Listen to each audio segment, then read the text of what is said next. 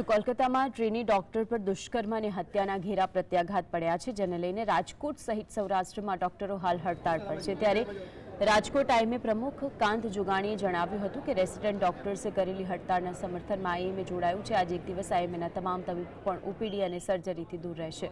દરેક જગ્યાએ ઇમરજન્સી સેવા ચાલુ છે। 60% મહિલા તબીબી સેવા આપે છે, 40% પુરુષ તબીબો સેવા આપી રહ્યા છે। સરકાર કે પક્ષ સામે વિરોધ નથી, પરંતુ પીડિત પરિવારને ન્યાય અપાવવા, આરોપીઓને કડકમાં કડક સજા કરાવવા અને ફરી આવી કોઈ ઘટના ન બને માટે અમે લોકો વિરોધ નોંધાવી રહ્યા છીએ।